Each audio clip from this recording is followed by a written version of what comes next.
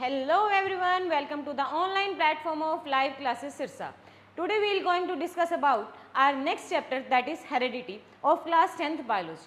ठीक है, तो स्टार्ट करते हैं विदाउट एनी डिले. मैं थोड़ा सा इसके बारे में आपको बता दूं कि बिफोर कोविड ये चैप्टर बेटा दो पार्ट्स में डिवाइड था, हेरिडिटी एंड इवोल्यूशन. और आफ्टर कोविड इस इवोल्यूशन वाले पार्ट को, जो कि मोस्ट डिफिकल्ट पार्ट था, उसे रिमूव कर दिया गया और आपके लिए बच गया सिर्फ सिलेबस में ओनली हेरिडिटी पार्ट. काफ़ी इजी है, समझने वाला है. एक बार में समझ में आ गया तो बेटा आप केस स्टडी तो आराम से निकाल दोगे. और प्रीटी श्योर कि इस चैप्टर में से केस स्टडी बनती है और बननी भी चाहिए. ठीक है, तो शुरू करते हैं. What is heredity? What is heredity?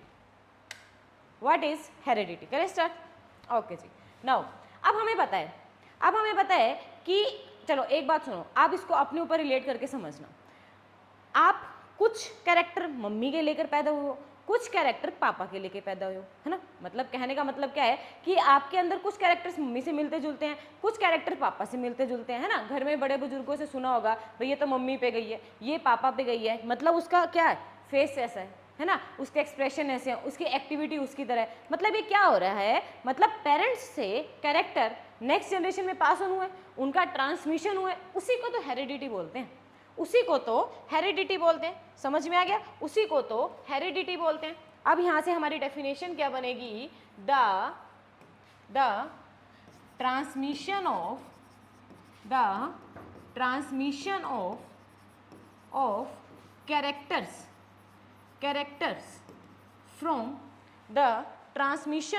Characters from one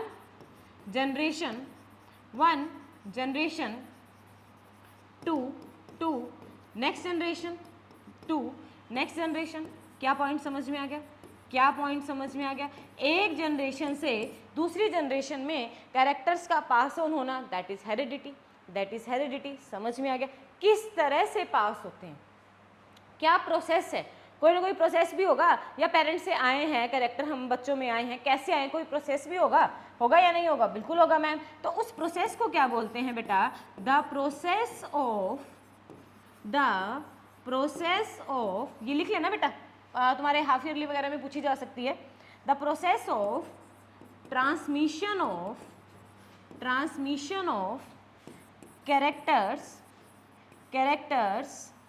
from one generation to another. Characters. तो मैम इन दोनों में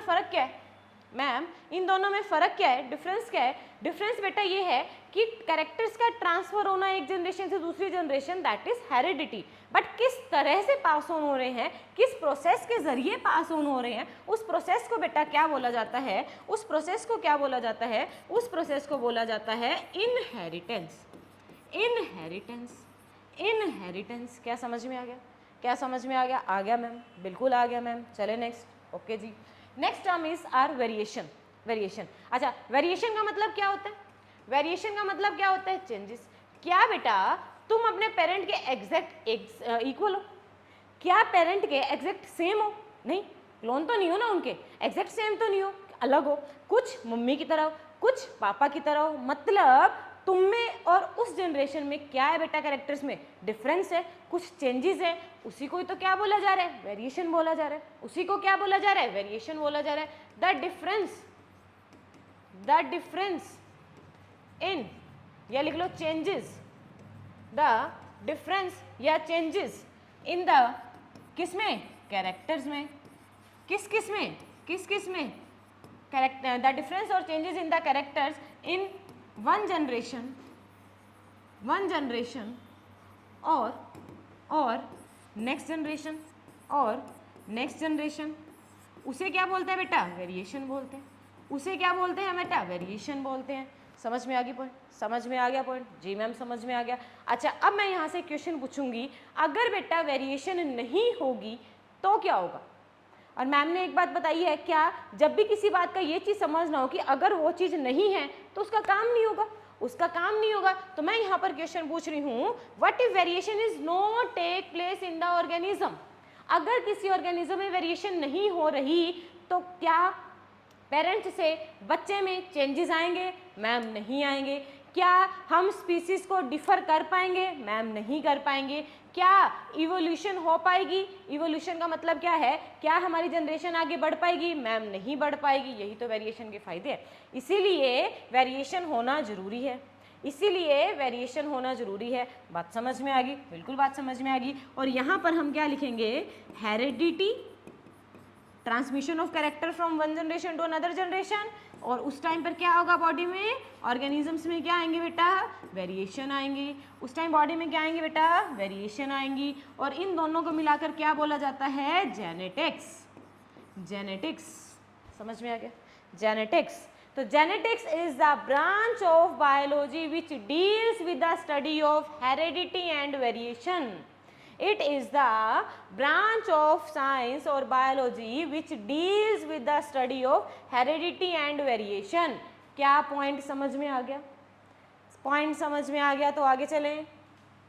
नोट डाउन कर लो, इसको नोट डाउन कर लो, आगे चलते हैं। हो गया? हो गया मैम। चले आगे। Now what is DNA? सुना हुआ है ना? कुछ सुनो सुना सा वर्ड है ना, सुना हुआ है। What is DNA? Full form बता दो मुझे बस। फुल फॉर्म तुम्हें सभी को पता है। What is the full form of DNA? D oxy ribo nucleic acid. Ma'am आती है ये तो, मैम ये तो आती है। D oxy ribo nucleic acid. अच्छा, कहाँ पाए जाते हैं डीएनए? 9th क्लास में पढ़ के आए हैं बेटा हम सेल चैप्टर। डीएनए में कहाँ पाए जाते हैं बेटा? क्रोमोसोम्स में, है ना? 9th क्लास में सेल चैप्टर पढ़ के आए हैं। कहाँ पाए जाते हैं? क्रोमोसोम में। ठीक है मैम। अब इसके ऊपर क्या होता है? इसके ऊपर क्या होते हैं? इसके एक सेगमेंट को क्या बोलते हैं बेटा? जीन बोलते हैं। जीन बोलते हैं। यस मैम, जीन बोलते हैं। और यही तो हमें बताएगा कि कौन सा कैरेक्टर पास ऑन हुआ है, कैसे पास ऑन हुआ है। तो इसका मतलब डीएनए क्यों जरूरी है? डीएनए क्यों जरूरी है? वेरिएशन लाने के लिए। कैरेक्टर इसने ट्रांसफर करवाए, डीएनए ट्रांसफर होगा, वेरिएशन लेकर के आएगा। तो DNA is necessary for variation. DNA is necessary for variation. क्या पॉइंट समझ में आ गया? DNA is necessary for variation. बिल्कुल मैम, ठीक है, ओके जी। क्योंकि हमें पता है बेटा, अगर मैं यहाँ पर ये कहाँ प्रेजेंट है? क्रोमोसोम पे। अच्छा, इस कंसेप्ट को दोबारा समझो। देखो, छोटा सा कंसेप्ट बता रही हूँ। फीमेल के अंदर बेटा, ह्यूमंस के अंदर कितने क्रोमोसोम्स होते हैं? 46 क्रोमोसोम होते हैं। इस कंसेप्ट को समझना आराम से। ये कंसेप्ट अभी आगे पूरा करवाऊंगी, पहले एक बार इसका ओवरव्यू समझ लो। ह्यूमंस के अंदर बेटा 46 क्रोमोसोम होते हैं, जिसमें से बेटा बताओ 46 क्रोमोसोम होते हैं। 46 क्रोमोसोम्स में से गैमेट्स बनते हैं। उसके गैमेट बनते हैं। तो कैसे बनते हैं? 46 किस में पाए जाते हैं? फीमेल में। 46 किस में पाए जाते हैं? फीमेल में। 46 किस में पाए जाते हैं? मेल में। ठीक है जी। अब जब बेटा इनके गैमेट्स बनते हैं, फीमेल से क्या बनता है बेटा? ओवा।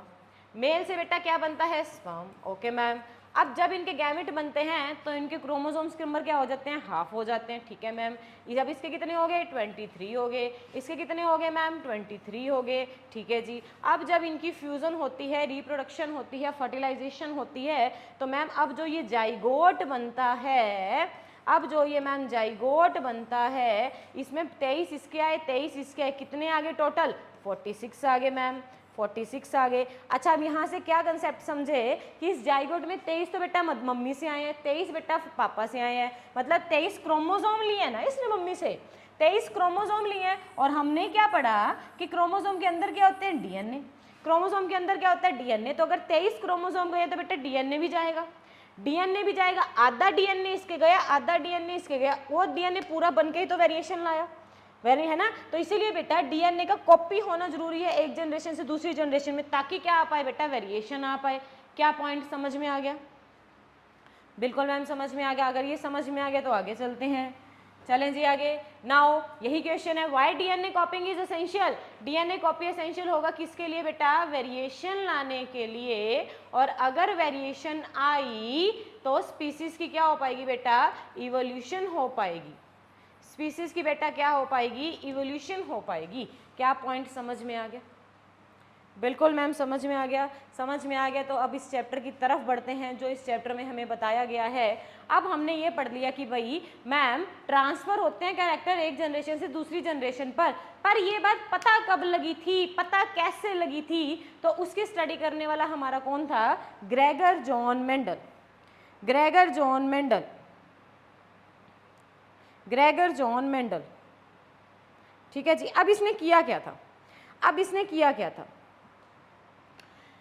इसने एक स्टडी की थी पी प्लांट पे। इसने क्या किया, पी प्लांट पे स्टडी की थी ये देखने के लिए कि किस तरह से कैरेक्टर ट्रांसफर हो रहे हैं एक जनरेशन से दूसरी जनरेशन की तरफ, किस तरह से कैरेक्टर ट्रांसफर हो रहे हैं एक जनरेशन से दूसरी जनरेशन की तरफ। ठीक है, अच्छा अब हम यहाँ पर इसे स्टडी शुरू करते हैं। सबसे पहले कि ग्रेगर जॉन मेंडल ने जो अपनी स्टडी की थी उसका टाइम पीरियड कितना था। 7 इसके लिए बेटा लकी है, ऐसे समझ लो। टाइम पीरियड कितना था, इसने जो पी प्लांट पर हेरिडिटी इनहेरिटेंस चेक करने के लिए जो स्टडी की थी बेटा वो 1856 से लेकर के 1863 तक की थी। कितना टाइम हो गया, around 7 years. Ma'am 7 years, okay जी। ठीक है, किस पे स्टडी की थी, सैंपल किसका लिया था बेटा, सैंपल किसका लिया था, बेटा अभी मैंने बताया पी प्लांट का लिया था मैम, पी प्लांट का लिया था। तो पी तो मटर है, मटर का कुछ साइंटिफिक नेम भी होगा, साइंस है तो पी का साइंटिफिक नेम क्या होता है, पाइसम सटाइवम। हो गया मैम याद, ओके जी। क्या किया था इसने, कैरेक्टर्स देखे होंगे, जैसे हमारे में कैरेक्टर ट्रांसफर हो रहे हैं पेरेंट्स से ऑफस्प्रिंग में, तो इनके भी तो एक जनरेशन से दूसरी जनरेशन में कैरेक्टर ही गए होंगे। तो कितने कैरेक्टर की स्टडी की थी, 7 इसके लिए फेमस, ऐसे करो लकी है। तो बेटा इसने कितने कैरेक्टर्स की स्टडी की थी, बेटा 7 कैरेक्टर्स की स्टडी की थी, बेटा 7 कैरेक्टर्स की स्टडी की थी। ये 7 कैरेक्टर तुम्हारी एनसीईआरटी बताती है, बट एक्चुअल में इसने सबसे पहले कितने लिए थे बेटा, 34 कैरेक्टर लिए थे। 34 उसको बहुत ज़्यादा लगे, बात नहीं बनी, तो उसने क्या कर लिया, 22 कैरेक्टर ले लिए। 22 पे भी मज़ा नहीं आया, बहुत ज़्यादा लगा, तो लास्ट में घूम फिर के कितने कैरेक्टर पर आ चुका, वो 7 कैरेक्टर पर आ गया। और 7 कैरेक्टर की स्टडी करने पर उसने अपना क्या दे दिया, पूरा एक्सपेरिमेंट दे दिया, जो इस चैप्टर में तुमने पढ़ना है। क्या पॉइंट समझ में आ गया, बिल्कुल मैम समझ में आ गया। तो आगे चलते हैं। अब उसने यहाँ से हमारा एक क्वेश्चन बता रही हूँ तुम्हें, बेटा समझ लो, समझने के बाद रट के चले जाना, फिर मत कहना कि लाइव क्लासेस वाले रट्टा मरवाते हैं। समझो फिर रटना और फिर पेपर में करके आना, ना आए तो मैं यहीं बैठी हूँ, मुझे आगे बताना कि why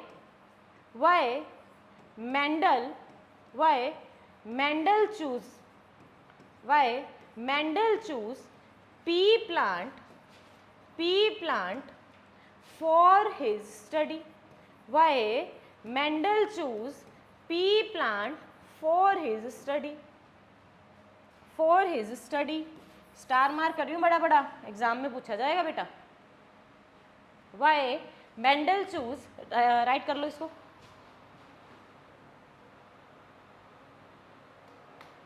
Why Mendel choose pea plant for his study. अच्छा अब एक मेरे को बात बताओ, हम क्या गए, मार्केट गए और मार्केट में लेना शू, ठीक है, हम शूज़ लेने मार्केट में गए।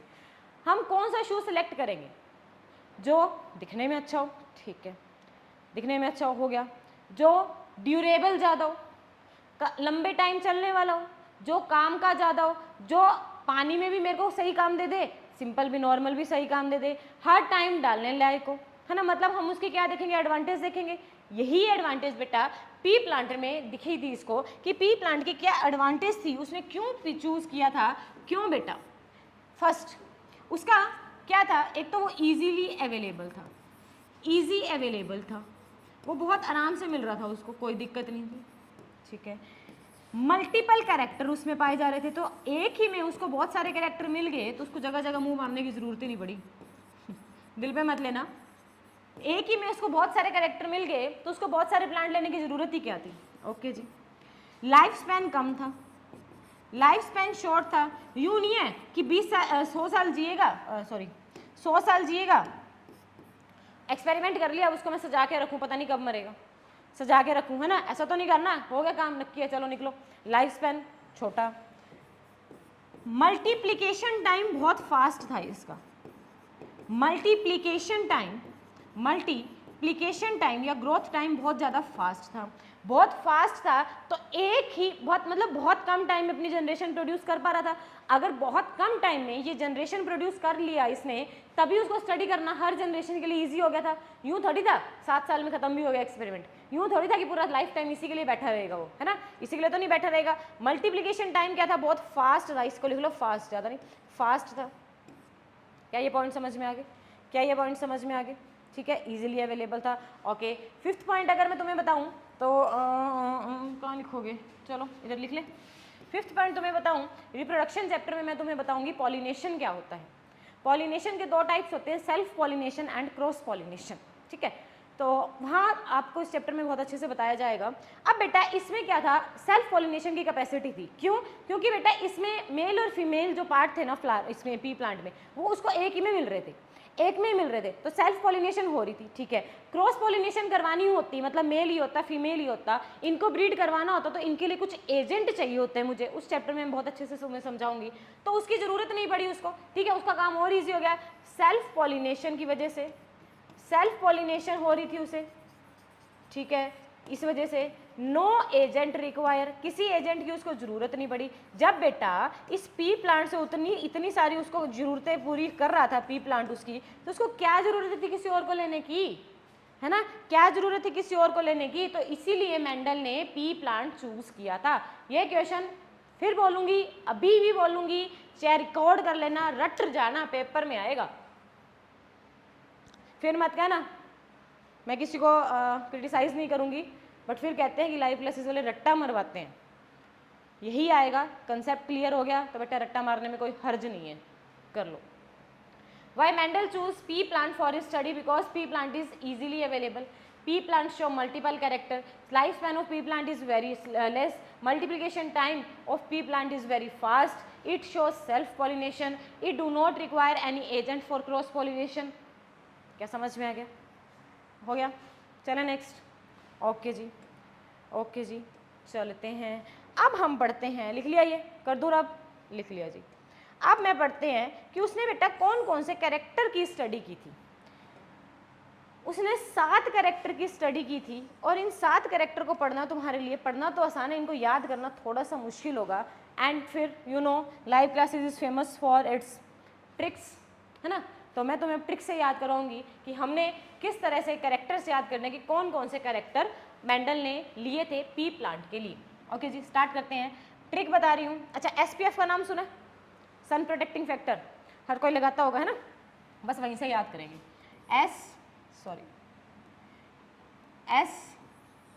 SPF इतना याद करो। हो गया मैम याद? हो गया मैम याद। S से सीड, हो गया मैम याद। P से पॉड, हो गया मैम याद। F से फ्लावर, हो गया मैम याद। हो गया। सबकी इसने 2-2 चीज़ें ली, सबकी इसके 2-2 चीजें ली। क्या? सीड की शेप, सीड का कलर, हो गया मैम याद, हो गया मैम याद। पॉड का शेप, पॉड होता है बेटा छिलका, मटर का छिलका, मटर के जो ऊपर वाला छिलका उतार के फेंकते हैं जिसको, पॉड का कलर, हो गया मैम याद। फ्लावर का फ्लावर की पोजीशन, हो गया मैम याद। फ्लावर का कलर, हो गया मैम याद। 1 2 3 4 5 6 मैम, ये तो 6 ही हुए हैं, आपने तो 7 बोले हैं, कहाँ गया एक 7 है, एक और ऐड करना है हमने इसमें बेटा। क्या? उसने फ्लावर का बेटा जो लिया था उसने प्लांट की हाइट भी ली थी। क्या याद हो गया? सन प्रोटेक्टिंग फैक्टर, सन प्रोटेक्टिंग फैक्टर SPF, SPF से हमने क्या ट्रिक याद करनी है? SPF से हमने ट्रिक याद करनी है, S से सीड, सीड का उसने क्या लिया? शेप, सीड मतलब जो दाना जो हम खाते हैं सब्जी बना के मटर का, सीड का शेप, सीड की कलर। P पॉड का शेप, पॉड की कलर। फ्लावर, फ्लावर की पोजीशन, फ्लावर का कलर, और उसने क्या लिया? हाइट लिया।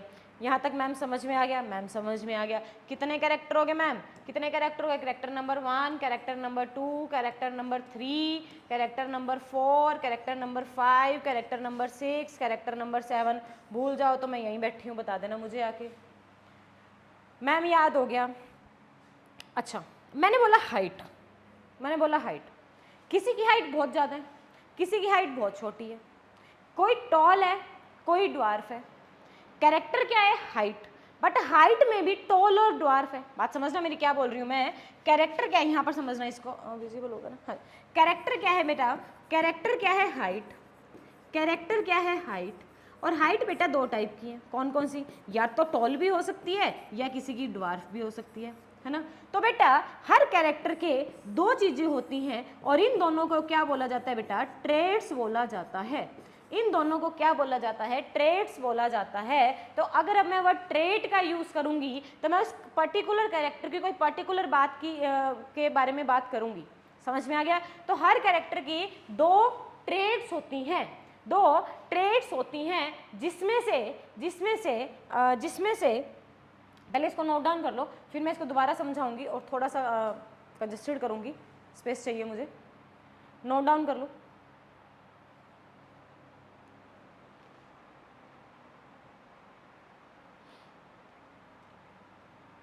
हो गया मैम, हो गया मैम, चले आगे। ओके जी, कर दो एक बार अब इसको, ठीक है। तो मैंने अभी बताया बेटा हमने 7 कैरेक्टर स्टडी करने हैं। इस 7 कैरेक्टर में से फर्स्ट कौन सा है, सीड, फर्स्ट कौन सा है, सीड, सेकंड कौन सा है, पोड, थर्ड कौन सा है, फ्लावर, एसपीएफ, और उसके बाद हमारी क्या आ जाएगी, उसकी हाइट आ जाएगी, हाइट आ जाएगी। ओके जी, अब सीड का क्या पढ़ना है हमने, सीड का कलर पढ़ना है। सीड का बेटा हमने यहाँ पे लिख लेती हूँ, सीड का हमने क्या क्या पढ़ना है, सीड का कलर पढ़ना है, सीड की शेप पढ़नी है उस दाने से की। ओके जी, पॉड का कलर पढ़ना है, पॉड की शेप पढ़नी है, हो गया मैम याद, हो गया मैम याद। फ्लावर का क्या पढ़ना है, कलर पढ़ना है, फ्लावर की क्या पढ़नी है बेटा, पोजीशन पढ़नी है, प्लांट पे कहाँ आएगी, हाइट, हाइट है, याद हो गया, ठीक है। हर कैरेक्टर के अभी मैंने लिख दिए 7 कैरेक्टर, और मैंने बताया कि हर कैरेक्टर के क्या हैं, दो दो ट्रेड्स हैं, दो दो ट्रेड्स हैं। तो उसमें से बेटा याद रखना। अच्छा एक बात सुनो, यहाँ से तुम्हें समझ में आएगा।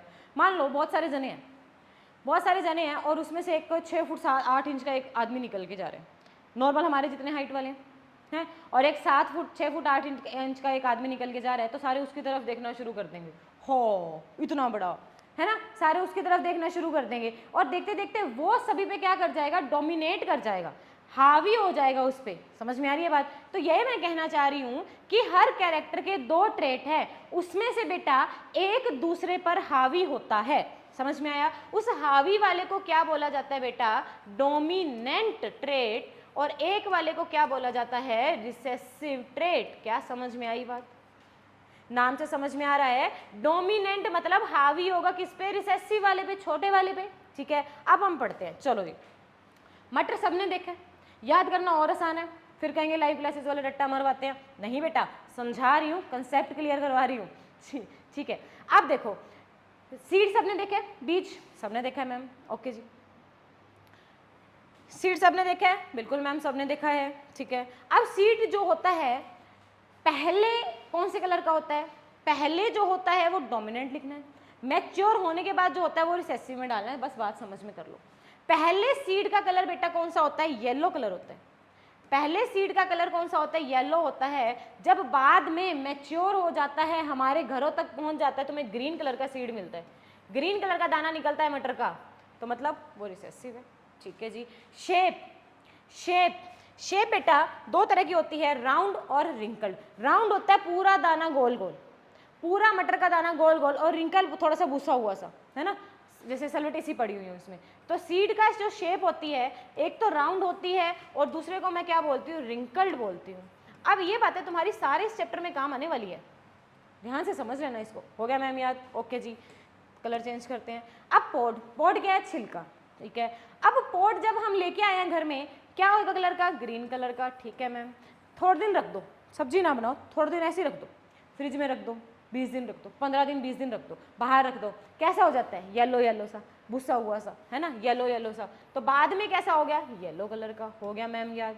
शेप लेके आओगे बिल्कुल फूला फूला सा होगा, लेके आओगे तो बिल्कुल फूला फूला सा होगा, है ना, इन्फ्लेटेड होगा, इन्फ्लेटेड होगा। थोड़े दिन के बाद भूसा हुआ सा हो जाएगा, मतलब कॉन्स्ट्रिक्ट कर जाएगा, कॉन्स्ट्रिक्शन हो जाएगी उसमें। होगी मैम, होगी मैम। फ्लावर, ये क्या हो गया, फ्लावर, फ्लावर, फ्लावर का कलर क्या होता है बेटा, फ्लावर का कलर क्या होता है, फ्लावर का कलर क्या होता है फ्लावर का कलर क्या होता है, तुम्हें याद रखना है, वायलेट और वाइट, ओके। पोजीशन, या तो फ्लावर कैसे होगा, ये मान लो प्लांट उग रहा है, या तो फ्लावर इसका ऊपर होगा या इसका टर्मिनल पोजीशन पर होगा। पहले क्या होता है ऊपर, पहले पोजीशन इसकी एक्सियल होती है, बाद में पोजीशन इसकी क्या हो जाती है, टर्मिनल साइड में चला जाता है, टर्मिनेट होके। ठीक है। हाइट, हाइट तुम्हें पता ही है, या तो टॉल होगी और बड़े वाला सब पे डोमिनेट होता है, या क्या होगी, ड्वार्फ होगी, ड्वार्फ होगी। क्या टेबल याद हो गया? फिर मत कहना लाइव क्लासेस वाले रट्टा मरवाते हैं, समझा दी हर चीज़ कंसेप्ट के साथ। मटर का दाना सभी ने देखा है, मटर के दाने के जो मटर का सबने देखा है। ठीक है। मटर के जो दाने निकलते हैं उसमें से पहले येलो कलर का होता है, बाद में हमारे घर तक जो पहुंचता है ग्रीन कलर का। शेप पहले राउंड आती है, थोड़े दिन बाद रख दो वो घुस जाता है, रिंकल हो जाती हैं। ठीक है। कलर पहले ग्रीन कलर का आता है, थोड़े दिन बाद रख दो अब येलो कलर का बन जाएगा। पहले फुला फुला सा आता है, थोड़े दिन बाद तक क्या हो जाएगा, बिल्कुल मुरझा जाएगा, कंस्ट्रिक्शन हो जाएगी उसमें। कलर पहले वायलेट कलर होता है, बाद में कौन सा कलर आ जाता है, वाइट आ जाता है। और पोजीशन की बात करें तो पहले फ्लावर बिल्कुल ऊपर की तरफ लगते हैं प्लांट में, बाद में ये टर्मिनल पॉइंट्स पर लग जाते हैं। और सॉरी, हाइट दो ही होती है, टॉल होती है या डॉर्फ होती है। क्या समझ में आ गया? डोमिनेंट और रिसेसिव अगर याद होगे ना तो चैप्टर में गलती करने के तो कोई चांस है नहीं। तो देखो ये टेबल है, सीड का शेप पहले तो याद करेंगे, सीड का कॉट कलर ना याद करो चाहे काम चल जाएगा। Round, wrinkle, yellow, green, inflated, constricted, green, yellow, axillary, axillary मतलब एक्सियल पोजीशन पर, एक्सियल, टर्मिनल, लॉन्ग, शॉर्ट, और लॉन्ग को हम क्या दे देंगे, टॉल, और शॉर्ट को क्या वर्ड दे देंगे, ड्वार्फ। क्या टेबल याद हो गया? हो गया? हो गया मैम याद? हो गया मैम याद? अब इस चैप्टर में हमने कुछ बेसिक टर्म्स पढ़नी है।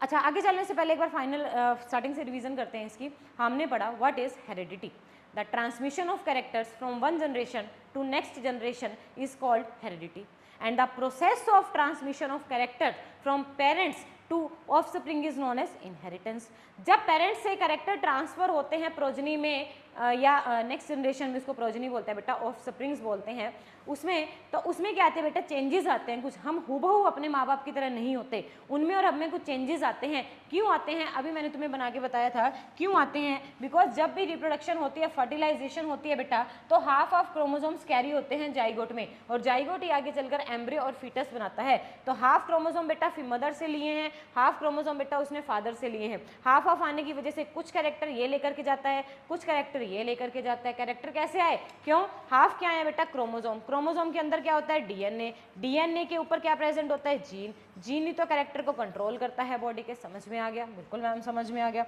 और branch of the science which deals with the study of in heredity and variation is known as genetics. समझ में आ गया मैम? फिर आए थे हमारे डीएनए कॉपिंग क्यों जरूरी है, वेरिएशन लाने के लिए। वेरिएशन आएगी तो हमारी स्पीसीज बढ़ेंगी, इवोल्यूशन आएगी। ओके जी। फिर आए थे हमारे मेंडल साहब। मेंडल साहब ने ही सारी स्टडी की थी, और ये हमें 10th में एक छोटा सा प्यारा सा चैप्टर बना करके दिया था, Gregor John Mendel. Gregor John Mendel, अच्छा एक इसकी खास बात बताऊं, ग्रेगर जॉन मेंडल ने अपनी लाइफ में स्टडी की, बहुत अच्छे एक्सपेरिमेंट दिए, बट उसको ना कभी भी वो अहमियत नहीं मिली उसके एक्सपेरिमेंट को, उसकी स्टडी को। और उसकी किस्मत ऐसी थी कि मरने के बाद उसको मतलब एक रिवॉर्ड मिला था, रिवॉर्ड इन द सेंस उसकी काम को, उसकी जो ये थी, इसने जो स्टडी की थी उसको अहमियत मिली थी। उसका काम पब्लिश ही नहीं हुआ था तब तक जब तक वो जिंदा था, बट मरने के बाद इनको अहमियत मिली थी। इसका एक अच्छा है कंसेप्ट। टाइम पीरियड इसने कितने साल तक जो कैरेक्टर्स की स्टडी की थी, मतलब कैसे हेरिडिटी होती है, ट्रांसमिशन होता है, 7 साल तक। 1856 एंड 1863 में सैंपल किसका लिया था, पी प्लांट का लिया था। और पी प्लांट का साइंटिफिक नेम क्या होता है, पाइसम स्टाइवम। एमसीक्यू में पूछा जा सकता है। कैरेक्टर कितने लिए थे, 7 कैरेक्टर। असलियत में पहले 34 कैरेक्टर लिए थे, फिर 22, और फिर वो किस पे आ गया था, 7 कैरेक्टर पर। बट इतने सारे स्टडी करना तो महाभारत थी उसके लिए भी, ठीक है। अब 7 कैरेक्टर कौन से लिए थे, बिल्कुल ट्रिक से तुम्हें याद करवाया है। क्या ट्रिक है बेटा, SPF सन प्रोटेक्टिंग फैक्टर, S से सीड, P से पोड, F से फ्लावर, सीड, पोड, फ्लावर, और एक एक्स्ट्रा ऐड करना है हाइट। समझ में आ गया?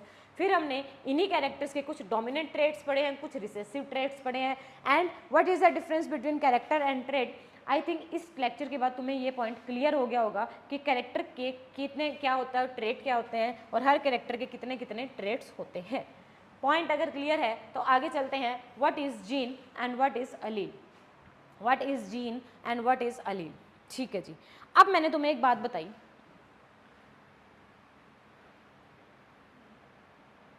चलो अच्छा चलो यहाँ से कंसेप्ट समझते हैं। मैंने बोला कि हाइट मेरे पास टॉल है, हाइट मेरे पास टॉल है, ठीक है। अब टॉल को मैं कैसे लिख सकती हूँ? टॉल मतलब कैरेक्टर कंट्रोल हो रहा है, और कैरेक्टर को कौन कंट्रोल करता है? जीन। ओके जी, तो टॉल क्या है? मेरे पास जीन है। Okay ji, it is a segment of DNA, ठीक है। अब इस टॉल को बेटा मैं कैपिटल टी भी लिख सकती हूँ। कैपिटल हमेशा डोमिनेंट होता है, स्मॉल वर्ड जो लेटर आ जाएगा वो हमेशा रिसेसिव होता है। इस चैप्टर में यही बेसिक टर्म्स तुमने याद करनी है, ठीक है जी। अब देखो, अगर मैं इसको कैपिटल टी और स्मॉल टी लिखती हूँ तो अभी मैंने तुम्हें बताया कि बड़े वाला हमेशा छोटे वाले पे हावी हो जाता है, तो इसको भी मैं क्या कहूँगी? टॉल ही कहूँगी। इसको भी मैं क्या कहूँगी? टॉल ही कहूँगी। बिल्कुल मैम कहूँगी। एक तो टॉल ये है जो लिखा गया है, दैट इज जीन, और इस टॉल को मैं इस दो फॉर्म में लिख सकती हूँ, और इस जीन की इसी दो फॉर्म्स को क्या बोला जाता है बेटा? एलील्स बोला जाता है। क्या बोला जाता है? एलील्स बोला जाता है। So allele is the modified form of gene. है तो जीन ही, है तो टॉल ही, पर थोड़ा सा उसको घुमा दिया, उसके लिखने में थोड़ी सी चेंजेस ले आए। It is the modified form of genes. Ma'am समझ में आ गया? बिल्कुल मैम समझ में आ गया। अगर समझ में आ गया तो आगे चलते हैं। अब अगली टर्म है homozygous and heterozygous. Homozygous and heterozygous. देखो, होमो कैसे याद करवाया था? होमो का मतलब कैसे याद करना है? होम। हो गया मैम याद। होम में सारे कैसे होते हैं? एक जैसे, कोई हरकतों में एक जैसा, कोई शक्ल में मिलता जुलता। सेम मतलब अगर किसी एलील में दोनों सेम प्रेजेंट होंगे, this is homozygous condition. Okay ma'am. अगर इस एलील में दोनों डिफरेंट प्रेजेंट होंगे तो it is ma'am heterozygous condition. Okay ma'am. Then what about the T जो रिसेसिव है, शॉर्ट हाइट दे रहा है, ड्वार्फ हाइट दे रहा है। मैम दोनों ही तो सेम है तो मैम ये भी तो कंडीशन होमोजाइगस की होगी। ये टर्म्स मैं यूज बाद में करूंगी ना, तुम्हें बताऊंगी नहीं क्या है, तुम्हें समझ में आ जाना चाहिए। ये भी तो टर्म मैम किसकी है? होमोजाइगस की है, ठीक है जी। ये तो कंसेप्ट था छोटा सा। Next is what is phenotype and what is genotype. Concept बहुत ईजी है, समझ आ जाएगा बिल्कुल आराम से। ओके जी, मैंने एग्जाम्पल लिया टॉल का। मैंने इस टॉल को लिखा कैपिटल टी, मैंने इस टॉल को लिखा कैपिटल टी स्मॉल टी, ठीक है मैम। अब मैं बात कर रही हूँ फिनोटाइप और जीनोटाइप की। जीनोटाइप में जीन्स आ रहे हैं, जीनोटाइप में जीन्स का वर्ड यूज हो रहा है ना, इससे मिलता जुलता सा लग रहा है। ओके जी, कंसेप्ट याद रखना है। टॉल को मैंने लिख दिया कैपिटल टी और स्मॉल टी। ओके मैम, लिख दिया। अच्छा, अब कंसेप्ट ध्यान से समझना।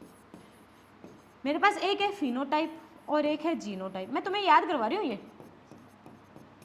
रट्टा नहीं मरवा रही, समझ लो। ये मुझे पता है एग्जाम में बच्चे फिनोटाइप और जीनोटाइप की जो वो होते हैं रेशियोज वगैरह भी आएंगे, वो भूल जाते हैं। और तुम्हें एक बात बताऊंगी, जो बच्चे आगे साइंस में जाना चाहते हैं, बेटा इस टॉपिक से डायरेक्ट फिनोटिपिक रेशियो पूछी गई थी नीट एग्जाम में। डायरेक्ट मतलब डायरेक्ट पूछी गई थी फिनोटिपिक रेशियो क्या होती है क्रॉस की। अरे शौक है, अभी नीट वाले ऐसा क्वेश्चन देने लग गए। मौके पे याद नहीं रहती तो याद समझ लेना करना कैसे है। याद करने का तरीका बता रही हूँ। अब इसको आपने रट्टा समझना तो आप रट्टा समझो, कुछ मर्जी समझो, बट याद करने का मैं तरीका बताऊंगी और बता के रहूंगी। फिनो 1 2 3 4 5 कितने वर्ड आ रहे हैं? 5। Okay ma'am. जीनो में कितने वर्ड आ रहे हैं? 4। ओके मैम, ठीक है। इसमें 5 वर्ड आ रहे हैं, इसमें 4 वर्ड आ रहे हैं। ओके मैम, मतलब इसमें ज़्यादा है, इसमें कम है। Okay ma'am. टॉल को मैं टॉल लिख सकती हूँ, टॉल को मैं टॉल और टॉल लिख सकती हूँ। लिख दिया मैम। कौन सा बड़ा है? मैम ये वाला। कौन सा छोटा है लिखने में? मैम ये वाला। कौन सा छोटा है मैम लिखने में? जीनो छोटा है। तो सिंबल बेटा जीनोटाइप बताता है, फिनोटाइप उसका पूरा का पूरा सीक्वेंस बताएगा। इतना सा कंसेप्ट था। इसको करवाने के लिए बाकी वाले जो मुझे नहीं पता क्या, मैं किसी को नाम नहीं लूंगी किसी का, पता नहीं बच्चे को कैसे घुमा देंगे बात को। इतनी सी बात याद कर लो, याद रखना जरूरी है, बस याद रखना जरूरी है, मुझे नहीं पता, ठीक है जी। तो अगर बेटा उसने एग्जाम वाले ने तुमसे फिनोटिपिक रेशियो पूछा है तो हम ये बताएंगे कि उस प्लांट में, फिनो मतलब बड़ा, उस प्लांट में टॉल या ड्वार्फ नेचर के कितने हैं, मतलब ऐसे पूरा पूरा बताएंगे, ठीक है जी। और अगर बेटा वो जीनोटिपिक रेशियो पूछ रहा है, अभी तो तुम्हें एग्जैक्ट समझ में नहीं आएगा आई थिंक, मैं तुम्हें जब आगे क्वेश्चन सॉल्व करवाऊंगी फिर समझ में आएगा, तो हम टी या कैपिटल टी और स्मॉल टी इनका रेशियो बताएंगे।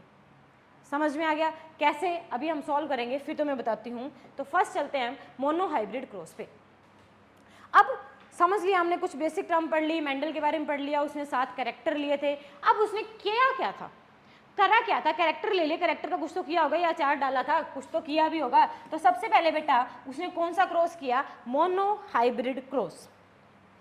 First topic is monohybrid cross. Okay ma'am, तो what is monohybrid cross? Mono का मतलब क्या होता है, बात को समझना ध्यान से। मोनो का मतलब क्या होता है, सिंगल। हाइब्रिड मतलब दो मिक्सिंग करवा के। अच्छा, तो मोनोहाइब्रिड का मतलब क्या है कि बेटा उसने एक ही कैरेक्टर लिया, 7 में से एक कैरेक्टर लिया और उसी को क्रॉस करवा के मेल और फीमेल के और जाइगोट बना लिया, मतलब नेक्स्ट जनरेशन देख ली कि कौन कौन से कैरेक्टर ट्रांसफर हुए हैं। समझ में आ गया। तो मोनो का मतलब क्या होता है, सिंगल। उसने बेटा एक ही कैरेक्टर की स्टडी की थी, 7 में से। स्टडी का इन द सेंस है कि सबसे पहले, सारे तो नहीं करेगा, तुम्हारी तरह नहीं है वो, एक एक करके पढ़ेगा। सबसे पहले बेटा उसने एक कैरेक्टर उठाया और उस पर स्टडी की, उसमें उसने एक्सपेरिमेंट किया और बताया कि कैसे कैसे कैरेक्टर ट्रांसफर हो रहे हैं, ठीक है। अब उसने किया क्या, मेन कहानी आती है, उसने किया क्या। कर तो रहा है वो, बहुत देर से हम सुन रहे हैं, कर रहा है, करा क्या। चलो, सबसे पहले उसने कौन सा कैरेक्टर लिया था बेटा, हाइट का। सबसे पहले उसने कौन सा कैरेक्टर लिया था, हाइट का ले लिया मैम। अच्छा बताओ, अब हाइट कैरेक्टर के ट्रेड्स कितने होंगे, हाइट कैरेक्टर के ट्रेड्स कितने होंगे मैम, 2 होंगे। हाइट कैरेक्टर के कितने ट्रेट होंगे मैम, 2 ट्रेड्स होंगे। कौन कौन से, एक टॉल होगा और एक ड्वार्फ होगा, ठीक है जी। अब मैम उसने पहले पेरेंट ले लिए, उसने पहले मैम क्या ले लिए, पेरेंट्स ले लिए। पेरेंट कौन कौन से लिया बेटा, उसने टॉल लिया और उसने क्या लिया बेटा, ड्वार्फ लिया। उसने टॉल लिया और उसने क्या लिया बेटा, ड्वार्फ लिया, ले लिया बेटा। अब उसने क्या बना दिया, उनके गैमेट्स बना दिए। ऑब्वियसली बात है, फर्टिलाइजेशन तो तभी होगी ना जब गैमेट्स बनेंगे, जब स्पर्म और ओवा आएंगे, फर्टिलाइजेशन तो तभी होगी। तो टॉल का क्या बना लिया उसने, कैपिटल टी। अच्छा, गैमेट नहीं, पहले उसको लिखना पड़ेगा, हमें जीनोटाइप लिखना पड़ेगा इसका। Capital T. ड्वार्फ क्या होता है, स्मॉल टी, बिल्कुल मैम लिख लिया। अब हम क्या बनाएंगे, इनका गैमेट बनाएंगे। अब हम इसके क्या बनाएंगे, गैमेट्स बनाएंगे। कुछ नहीं करना गैमेट्स में, लंबा चौड़ा काम नहीं करना, इनको बस खुला खुला करके लिख दो, क्योंकि गैमेट का मतलब क्या होता है, 46 क्रोमोसोम्स में से 23 अलग कर दिए, 23 अलग कर दिए। अच्छा, मैं यहाँ पर तुम्हें एक कंसेप्ट बताना चाहूँगी कि पी के प्लांट में टोटल नंबर ऑफ जो क्रोमोसोम्स होते हैं बेटा, वो 14 होते हैं। इन्हीं पे इसकी कहानी अड़ी हुई थी, 7, 14 टोटल नंबर ऑफ क्रोमोसोम इसमें 14 होते हैं। अब जब 14 देखे तो आधे 7 इसमें चले गए, 7 इसमें हो गए, 7 इसमें चले गए, 7 इसमें चले गए। इसके गैमेट क्या बने, 7 इसके बने, 7 इसके बने, गैमेट बन गए। अब उसने क्रॉसिंग करवाई, करवाते हैं क्रॉसिंग। पहले वाला जा कर के छोटे वाले के साथ मिलेगा तो उसने क्या बना लिया, कैपिटल टी स्मॉल टी बना लिया मैम। यही पहले वाला सेकंड वाले के साथ जाकर जुड़ेगा तो उसने भी क्या बना लिया, कैपिटल टी स्मॉल टी बना लिया मैम, ठीक है जी। दूसरे वाला पहले वाले के साथ जुड़ेगा तो कैपिटल टी स्मॉल टी बना लिया मैम, बना लिया जी। यही दूसरे वाले के साथ आके जुड़ेगा तो उसने भी क्या बनाना है, कैपिटल टी स्मॉल टी बना लिया मैम, बना लिया जी। ओके जी। अब जरा बताना बने क्या। मैंने बताया कि हेट्रोजाइगस में डोमिनेंट वाला दूसरे वाले पर हावी होता है ना, तो ये अपने कैरेक्टर इस पर डालने की कोशिश करेगा, तो ये भी क्या बनेगा, टॉल। ये भी क्या बनेगा, टॉल। ये भी क्या बनेगा, टॉल। ये भी क्या बनेगा, टॉल। अरे बाप रे, अब क्या करा उसने, क्या देखा, पहली जनरेशन में तो सारे बेटा लंबे ही हो गए, पहली जनरेशन में सारे टॉल ही प्लांट आ गए, तो मेरा ये चुटकू सा कहाँ गया। पहली जनरेशन में सारे टॉल आ गए, अब चुटकू वाले का क्या करेंगे, ना भाई कुछ ना कुछ तो गड़बड़ है, छोटे वाले को कैसे छोड़ सकते हैं। अब इसने उठाया, अगली जनरेशन बनाता हूँ मैं, देखा जाएगा, मैं अगली जनरेशन बनाता हूँ। चलो पहले इसको नोट डाउन कर लो, मुझे स्पेस चाहिए तो मैं यहीं लिखूंगी।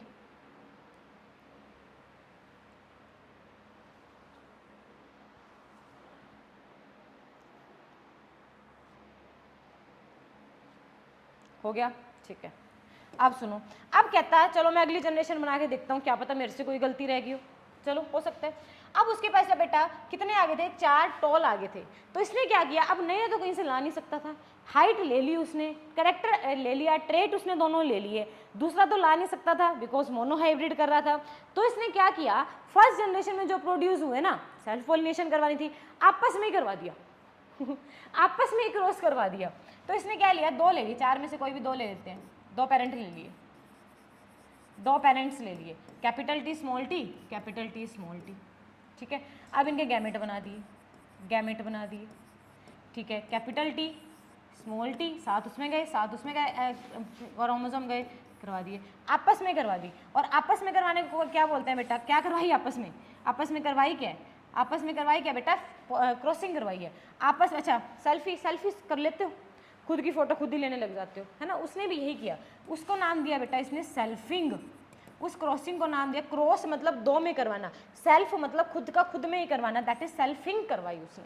उसने क्या करवाई, सेल्फिंग करवाई, और सेल्फिंग करवाने पर उसने इस कैपिटल टी को इसके साथ जोड़ा तो उसको मिला कैपिटल टी स्मॉल टी, इसी फर्स्ट वाले को सेकंड वाले के साथ जोड़ा तो उसको मिला capital T small T, second वाले को फर्स्ट वाले के साथ जोड़ा तो मिला capital T small T, second वाले को सेकंड वाले के साथ जोड़ा तो मिला स्मॉल टी स्मॉल टी।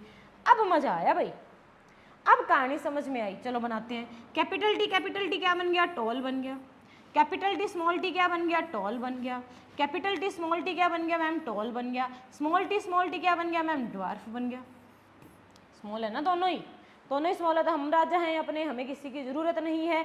तो क्या समझ में आया कि पहली जनरेशन में सिर्फ एक ही कैरेक्टर ट्रांसफर हुआ है, मतलब पहली जनरेशन में जो भी बच्चे पैदा हुए हैं तो वो एक ही पेरेंट से रिजेंबल कर रहे थे, और दूसरी जनरेशन में जो वो छुपा बैठा था वो भी आ गया, वो भी आ गया, बिल्कुल आ गया। तो मैम कहानी अब बतानी है तुमने, what is the phenotypic and genotypic ratio of monohybrid cross of Mendel, what is the phenotypic and genotypic ratio of, what is the phenotypic and genotypic ratio of monohybrid cross of Mendel।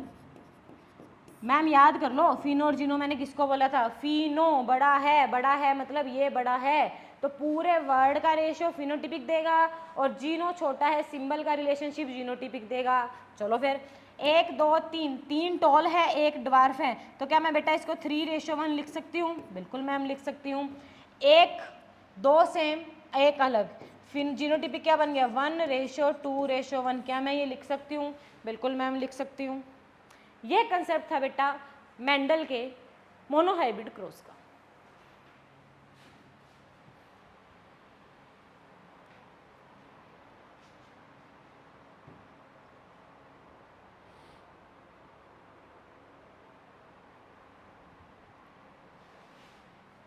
चलें आगे, पहले इसको clear करते हैं दोबारा से। उसने क्या लिया बेटा, मोनोहाइब्रिड क्रॉस में क्या होता है, मोनोहाइब्रिड का मतलब क्या होता है, मोनो मतलब कि सिंगल, उसने एक ही कैरेक्टर की स्टडी की थी, और वो कौन सा कैरेक्टर था, हाइट का कैरेक्टर था। ओके मैम, हाइट उसने क्या लिया, एक तो टॉल, हाइट कैसी होती है, टॉल और ड्वार्फ, विजिबल है, ठीक है, हाइट कैसी होती है, टॉल और ड्वार्फ। पेरेंट्स ले लिए, पेरेंट्स का हमने जीनोटाइप लिखा, टॉल का जीनोटाइप होता है कैपिटल टी, ड्वार्फ का जीनोटाइप होता है स्मॉल टी। इसी तरह से जैसे मैं लिख रही हूँ ऐसे ही पेपर में बना के आना है। पेरेंट्स के बाद क्या बनाए, गैमेट्स, मतलब कि हाफ ऑफ क्रोमोसोम ट्रांसफर करवाए, कैपिटल टी स्मॉल टी बना दिया मैम। अब इनकी क्या करवाई, क्रॉसिंग करवा दी मैम। क्रॉसिंग करवाने पर कैसे आई, मेरे पास सारे के सारे कैसे बने, कैपिटल टी और स्मॉल टी, मतलब कि मेरे पास सारे क्या बने, टॉल बने, बना दिए मैम। अब उसने क्या करवाया बेटा, इन्हीं की सेल्फिंग करवाई, सेल्फिंग का मतलब आपस में इन्हीं को करवाया। ये बेटा बनी हमारी फर्स्ट जनरेशन, तो इसने उसका नाम क्या दिया था, F1 जनरेशन। तो F1 का मतलब क्या होता है, here F stands for filial 1 generation, F stands for filial, that is filial 1 generation. Okay ma'am, अब उसने सेकेंड जनरेशन ट्राई करवाई और सेल्फिंग करवाई। सेल्फिंग में बेटा खुद के पेरेंट की उसी पेरेंट के साथ क्रॉसिंग करवाई। ओके जी, गैमेट बना दो, गैमेट बन गए कैपिटल टी स्मॉल टी। अच्छा यहाँ पर एक क्रॉस बताती हूँ तुम्हें, मैं एक कहानी समझाती हूँ, बढ़िया सी कहानी नहीं है, मज़ेदार चीज़ है। एक तो मैं बॉक्स बनाना सिखाती हूँ, चलो मेरे पास क्या है, capital T small T, capital T small T, इनको ऐसे लिख लो, बॉक्स बना दो, इनको ऐसे लिख लो।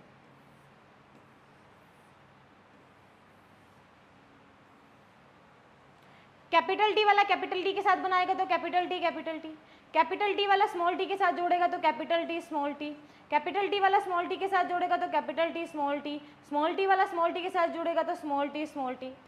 आया कुछ? इस स्क्वायर को बेटा क्या बोला जाता है, इस स्क्वायर को क्या बोला जाता है बेटा, पन्नेट स्क्वायर। एक ब्रिटिश साइंटिस्ट था, उसने ये कंसेप्ट दिया था, पन्नेट स्क्वायर। होता क्या है, इट इज द, लिख लो बेटा इसको, it is the graphical representation, it is the graphical representation of the cross in कौन सी जनरेशन में, F2 जनरेशन में, F2 जनरेशन में। उसे क्या बोला जाता है, Punnett square, Punnett square. Ma'am ये क्या आ गया मेरे पास, टोल। मैम ये क्या आ गया मेरे पास, टोल। मैम ये क्या आ गया मेरे पास, टोल। मैम ये क्या आ गया मेरे पास, ड्वार्फ। ओहो इतना कुछ आ गया, तो मेरे को ज़रा जीनोटिपिक और फिनोटिपिक रेशियो भी बता दो, जीनोटिपिक और फिनोटिपिक रेशियो भी बता दो। जीनो क्या होता है, जीनो फिनो से छोटा है, छोटे मेरे पास सिंबल है 1 2 1, 1:2:1। फिनो बड़ा है तो 3 टोल के 1 ड्वार्फ का 3:1। गलत हो जाए तो मेरे पास आगे बता देना, मैं जिम्मेवार हूँ उस चीज़ के लिए। बट रिप्रेजेंटेशन तुम्हारे हाथ में है। रिप्रेजेंटेशन में अगर गंद मार के आओगे तो उस चीज़ का मैं कुछ नहीं करूँगी। साफ साफ बढ़िया बढ़िया विदाउट एनी कटिंग किया होगा तो नंबर कटते नहीं है कहीं भी। क्या मोनोहाइब्रिड क्रॉस समझ में आ गया? इसको मोनोहाइब्रिड क्यों कहा गया? बिकॉज इस क्रॉस में बेटा एक ही कैरेक्टर लिया गया, दैट इज हाइट। अब टोल और ड्वार्फ क्या है मैम? वीडियो को आधे से मत देखना, स्टार्टिंग से देखना। हर कैरेक्टर के 2 ट्रेट्स होते हैं, तो ये टोल और ड्वार्फ उसी कैरेक्टर के 2 ट्रेट हैं। बात कैरेक्टर की हो रही है, मोनो का मतलब। आज यहाँ मौसम बहुत ज़्यादा खराब है।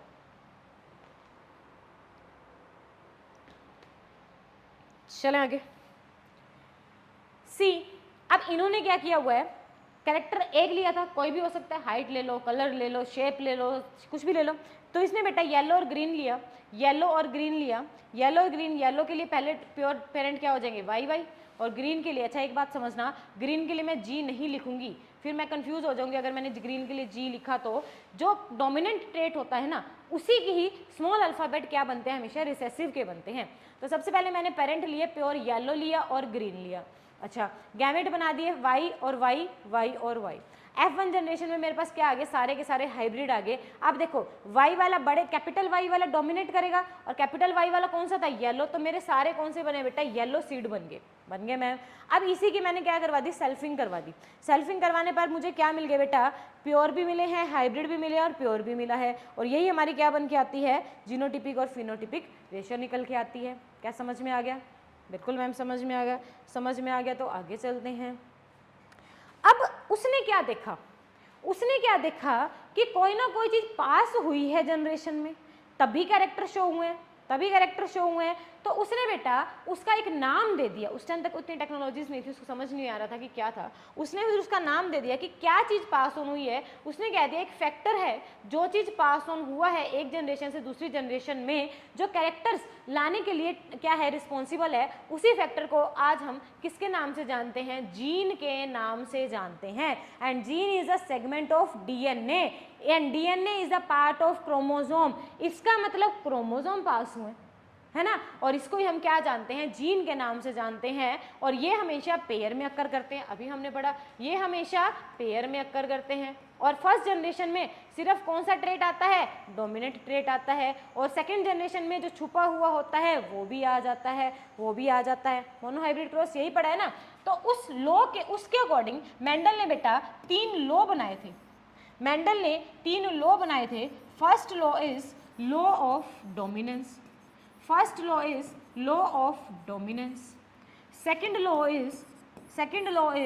law of segregation. Okay ma'am. Third law is law of independent assortment, independent assortment. ठीक है जी, ओके जी। दोनों लॉ मेंडल के मोनो हाइब्रिड क्रॉस के ऊपर बेस थे, और जबकि ये वाला लॉ डाई हाइब्रिड क्रॉस पर बेस था। ये क्या है ये भी मैं तुम्हें समझाऊंगी, इतनी बात समझ लो पहले।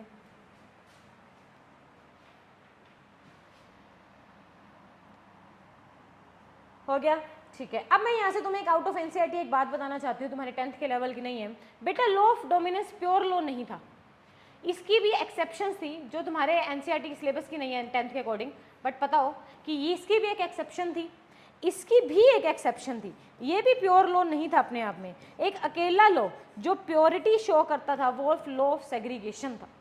इसमें किसी भी तरह की एक्सेप्शन जो बायो में और भी साइंटिस्ट आए थे उन्होंने नहीं बताई। तो लॉ ऑफ सेग्रीगेशन एक ऐसा था जिसमें किसी भी तरह की कोई भी एक्सेप्शन नहीं थी, तो विदाउट एनी एक्सेप्शन था। This law is without any exception, मतलब प्योरिटी शो करता था, प्योर था ही बेटा ये। चलें आगे।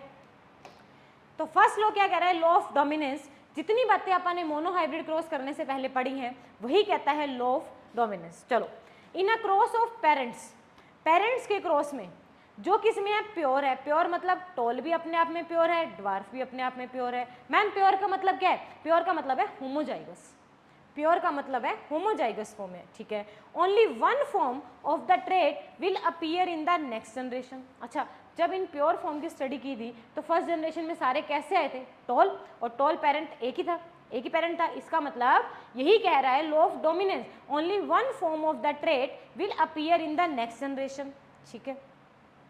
अच्छा, अब इससे हमें क्या बना, कैपिटल टी और स्मॉल टी। अच्छा, ये क्या बन गया, हेट्रोजाइगस। ये क्या बन गया, हेट्रोजाइगस। अब जब इस हेट्रोजाइगस की आपस में मैंने सल्फिंग करवाई ना, तब मुझे ड्वार्फ मिले थे, तब मुझे ड्वार्फ मिले थे। समझ में आ गया, ठीक है जी, हो गया। तो ये था हमारा लॉ ऑफ डोमिनेंस। बस इतना तुम्हारे इतना इनफ है, मोर देन इनफ है, इतना याद कर लो इस लॉ के बारे में, लिख लो।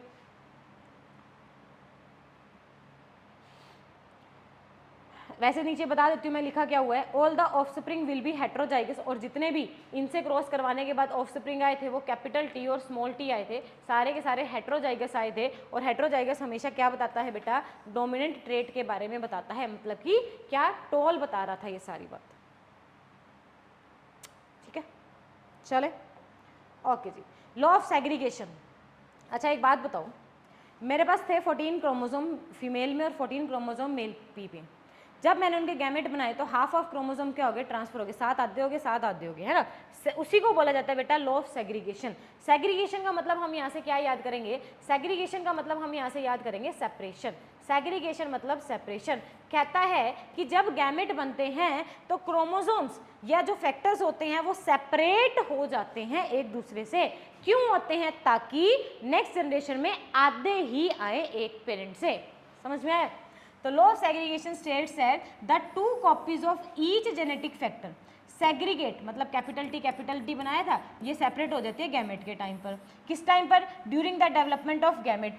क्यों, ताकि इससे टी ही आए, उस वाले से स्मॉल टी आए, ताकि to ensure that each parent offspring attain one factor. आया समझ में, ताकि उस नेक्स्ट जनरेशन में एक पेरेंट से आधा ही फैक्टर आए। क्या पॉइंट समझ में आ गया। तो ये बेटा मोनो हाइब्रिड क्रॉस के ऊपर बेस थे, तो इसीलिए हमने इसको मोनो हाइब्रिड क्रॉस के बाद पढ़ेंगे, just law of dominance and law of segregation. तो नेक्स्ट पढ़ते हैं, what is dihybrid cross. What is dihybrid cross. अच्छा, अब मेरे ख्याल से तुम्हें यहाँ पे बात समझ में आ रही होगी कि मोनो का तो मतलब क्या होता है 1, डाई का मतलब क्या होता है 2। ओके मैम, डाई का मतलब क्या होता है मैम, 2 होता है, ठीक है मैम। डाई का मतलब अगर 2 है तो बात तो समझ में आ गई मैम, कंसेप्ट तो मेरा इतना क्लियर हो गया कि अब आप 2 कैरेक्टर लोगे, अब आप 2 कैरेक्टर लोगे तो बेटा 2 कैरेक्टर में कंफ्यूज नहीं हो ना, कंफ्यूजन ही तो नहीं करेंगे हम। चलो हम 2 कैरेक्टर लेते हैं, कौन सा लें, कलर और शेप ले लेते हैं। चलो कलर और शेप ले लेते हैं, कोई भी ले लो यार, किसी का भी कलर शेप ले लो, कोई दिक्कत नहीं है। कलर और शेप पे कैरेक्टर लेते हैं, अब ट्रांसफर करवाते हैं, that is dihybrid cross. चलो फर्स्ट लेते हैं, पेरेंट बनाते हैं, पहले पेरेंट बनाते हैं। डोमिनेंट कलर हमेशा कलर और शेप, कलर राउंड, ठीक है, शेप की बात करते हैं सबसे पहले। राउंड गोल होता है और कलर राउंड के साथ कैसी होती है, येलो आता है। Okay, dominant rate. Shape round के साथ डोमिनेंट, रिसेसिव क्या होती है, रिंकल्ड। हो गया, विजिबल है क्या वहाँ तक, ठीक है। और कलर येलो के साथ कौन सा आता है, ग्रीन। बना लिया मैम, लिख लिया मैम। जीनोटाइप लिखो ज़रा, जीनोटाइप लिखो ज़रा। राउंड डोमिनेंट बेटा हमेशा कैपिटल होते हैं, बिल्कुल होते हैं मैम। येलो हमेशा कैपिटल में आएगा, डोमिनेंट है बिकॉज, बिल्कुल मैम। रिंकल इसी का स्मॉल फॉर्म लिखेंगे आर आर, इसी की स्मॉल फॉर्म लिखेंगे वाई वाई। ओके मैम, तो मैंने पेरेंट लिख दिए। अब मैं बनाती हूँ इसके गैमेट्स, बना देते हैं मैम। और गैमेट जब बनता है तो क्या होता है, half of the chromosome separate हो जाते हैं, हाफ ऑफ क्रोमोसोम सेपरेट हो जाते हैं। तो 50% इसका सेपरेट हो जाएगा, 50% इसका सेपरेट हो जाएगा। हो गया मैम, चलो इसको थोड़ा खुला खुला लिख लेते हैं। हो गया मैम, 50% इसका सेपरेट हो जाएगा, 50% इसका सेपरेट हो जाएगा। हो गया मैम, एक ट्रिक से याद करवाऊंगी, भूल जाओ तो मेरी गारंटी है। हो गया मैम, फर्स्ट जनरेशन बना दो। फर्स्ट जनरेशन में क्या होता है, मिक्सिंग। चलो जी, आर वाला किसके साथ जाएगा, आर के साथ। वाई वाला किसके साथ जाएगा, वाई के साथ। पूरी की पूरी उठाकर हमने क्रॉसिंग करवा दी और मेरे पास बन गया आर आर, थोड़ा सा सही से लिख लेते हैं। पूरी की पूरी उठा के मैंने क्रॉसिंग करवा दी तो मेरे पास क्या रेडी हो गया, आर आर वाई और वाई, आर आर वाई और वाई। क्या पॉइंट समझ में आ गया, बिल्कुल मैम समझ में आ गया। अगर मैम ये पॉइंट समझ में आ गया तो ज़रा इतना और बता दो कि ये आर आर क्या है, राउंड है या रिंकल्ड है। वेरी गुड, आर आर क्या है मैम, राउंड है, बिकॉज डोमिनेंट हावी होता है रिसेसिव पर। वाई वाई क्या है मैम, येलो है। तो मतलब कि फर्स्ट जनरेशन में तो फिर से सारे मेरे एक ही पेरेंट लेके आ गए, तो मतलब उसने मोनोहाइब्रिड में भी गलती नहीं की थी। फर्स्ट जनरेशन में आने ही सारे एक पेरेंट को एक पेरेंट का मतलब है कि वो कैरेक्टर आने जो उन दोनों में से एक पेरेंट के पास पूरे के पूरे होते हैं। आगे मैम, फिर कंसेप्ट उठाओ सेकंड जनरेशन का, इसको लिख लो, फिर मैं इसको रब करूंगी एक बार।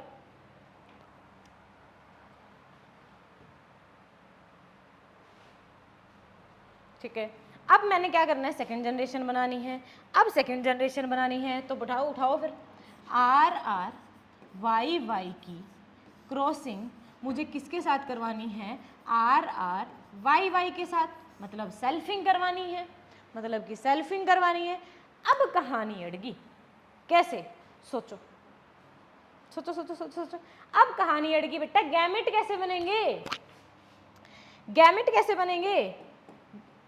कैसे बनेंगे, जब दोनों सेम थे तो एक उठा लिया था बिकॉज 50% ट्रांसफर होते हैं। अब भाई दो अलग है, इसका क्या करें, कहानी तो यहीं अड़ती है। ठीक है, अब रट्टा नहीं मरवाऊंगी, अब ट्रिक के साथ करवाऊंगी।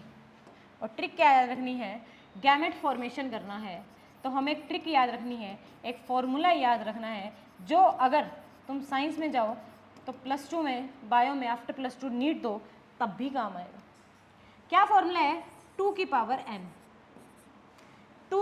n। हो गया याद, हो गया मैम याद। Where n is number of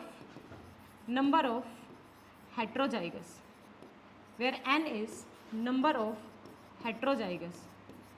heterozygous. चलो, जैसे कि अच्छा मेरे पास है आर आर वाई वाई, मैं एक के गैमेट बनाती हूँ, दूसरे के तुम खुद बनाना। ओके जी, ज़रा मुझे बताना इसमें कितने हेट्रोजाइगस है।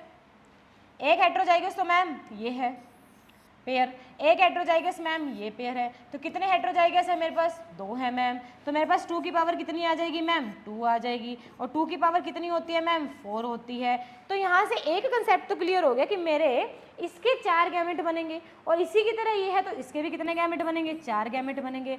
गैमेट बना लिए तो फिर तो पन्नेट स्क्वायर तुम्हें बनाना आता ही है, अब 4 गैमेट बनाए, चलो बनाते हैं।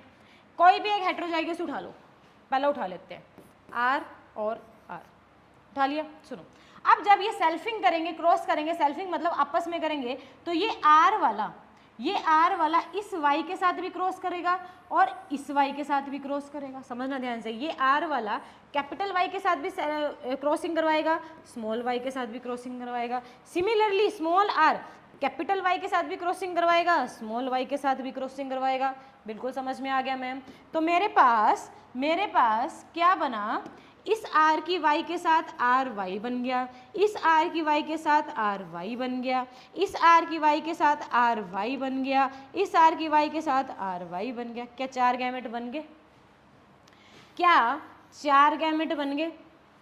फिर कहना लाइव क्लासेस वाले रट्टा मरवाते हैं। ये कंसेप्ट याद करके चले जाना, पेपर में आ जाए तो भूलना नहीं, ऐसे कैसे बनाओगे गैमेट चुटकियों में, फिर आके कहेंगे लाइव क्लासेस वाले रट्टा मरवाते हैं। चलो दोबारा करें, चलो करते हैं दोबारा से। तो हमारे पास क्या है, capital R small R capital Y small Y, capital R small R capital Y small Y बना दिया। अब मुझे इसके बनाने हैं गैमेट, बिकॉज मेरे पास हेट्रोजाइगस है। होमोजाइगस होता तो गैमेट बनाने आसान होते, 50-50% ले लेते। अब हेट्रोजाइगस है तो गैमेट बनाना मुश्किल है, और गैमेट बनाने के लिए मैम ने क्या ट्रिक याद करवाई है, 2 की power n, where n is number of heterozygous, n is number of heterozygous, number of heterozygous, here heterozygous is this and this, मतलब heterozygous मेरे पास कितने हैं, 2, 2 की पावर कितनी होती है 4, 2 की पावर 2 कितनी होती है 4, तो इसका मतलब इसके 4 बनेंगे और इसके 4 बनेंगे, बन गए। अब बनेंगे कौन कौन से, उठाओ, कैपिटल आर को स्मॉल आर के साथ ले जाते हैं। अच्छा, capital R small Y capital Y के साथ भी क्रॉस करेगा और स्मॉल वाई के साथ भी क्रॉस करेगा मैम। स्मॉल आर वाला कैपिटल वाई के साथ भी क्रॉस करेगा, स्मॉल वाई के साथ भी क्रॉस करेगा, बिल्कुल करेगा मैम। बना दो, capital R Y capital Y, capital R small Y, small R capital Y, small R small Y, बन गए ना 4 चुटकियों में।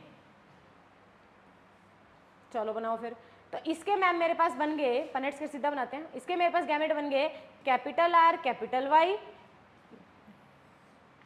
Capital R small Y, small R capital Y, small R small Y.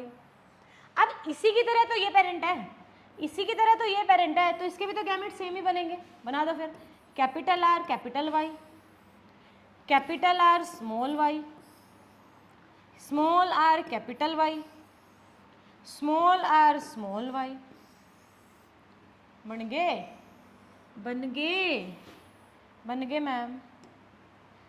Ma'am. अब तो चुटकियों का काम रह गया, बना दो फटाफट से, कंप्लीट कर दो, मुझे बताना ना पड़े। कैपिटल आर वाई के साथ जाएगा तो capital R capital Y capital Y, capital R वाला इसके साथ जाएगा capital R capital Y small Y, capital R small R capital Y, capital R small R capital Y small Y, है ना। Capital R capital Y small Y, हमेशा पहले बड़ा वाला लिखा जाता है, कैपिटल आर इसलिए मैं ऐसे लिख रही हूँ, बाद में मत कहना। Small Y, capital R capital Y small Y. Next बनाओ, capital R small Y small Y. अगला बनाओ, capital R small R capital Y, capital R small R capital Y small Y, small R capital Y small Y, small R capital Y small Y, capital R small R capital Y capital small Y, capital R small Y small Y, capital R small R capital Y small Y, small R small Y small Y. बन गए। इसको क्या बोला जाता है, उस छोटे वाले को तो पन्नेट स्क्वायर बोल रहे थे, इसको बेटा बोला जाता है, विजिबल है क्या, इसको बोला जाता है बेटा चेकर बोर्ड। चेस खेली है ना, चेकमेट, बस उसकी तरह याद करना है। ऐसे लग रहा है इसमें बहुत सारे बना के दिए होंगे, इसको बोलते हैं चेकर बोर्ड। ठीक है, इतनी बात समझ में आ गई, कोई नहीं है टक्कर में, है कोई बात होगी ये तो। चलो अब बनाते हैं कैपिटल आर क्या बन गया, राउंड। कैपिटल वाई क्या बन गया, येलो। ओके, राउंड, और ये भी येलो, राउंड और ये भी येलो, राउंड और येलो। ओके जी, कैपिटल आर कैपिटल क्या है, राउंड और येलो, राउंड और रिंकल्ड, ठीक है, round yellow, round wrinkled, round yellow, round yellow, wrinkled yellow, wrinkled yellow, round yellow, round wrinkled, round yellow, wrinkled green। बन गया, बन गया चेकर बोर्ड, बन गया checker board. Ma'am checker board तो बन गया, अब रेशो कौन बताएगा इसकी, रेशो कौन बताएगा इसकी, रेशो कौन बताएगा, कर लो फिर, ठीक है। Phenotypic ratio, phenotypic ratio and genotypic ratio. छोटा कौन सा, छोटा कौन सा, जीनोटिपिक, सिंबल जीनोटिपिक, बड़ा कौन सा, राउंड, बड़ा कौन सा, फिनो, ठीक है, बड़े पे आते हैं, बड़ा याद करवा दूं सीधा सा। चलो पहले राउंड येलो गिनते हैं, याद करने का तरीका देखिए, राउंड येलो गिनते हैं, round yellow 1, round yellow 2, round yellow 3, round yellow 4, round yellow 5, round yellow 6, round yellow 7, round yellow 8, round yellow 9, गड़बड़ी करी कहीं पर हमने, ठीक है। तो यहाँ पे टोटल कितने आएंगे, 1 2 3 4 5 6 7 8 9 9 आएंगे बेटा, इसमें तो गिन लेना एक बारी दोबारा से, 9 रेशो 3 रेशो 3 रेशो 1। और यही पूछा जाएगा, जीनोटिपिक नहीं पूछा जाता, जीनोटिपिक नहीं पूछा जाता। क्या याद हो गया, क्या याद हो गया, बिल्कुल याद हो गया मैम। अब ये देखो,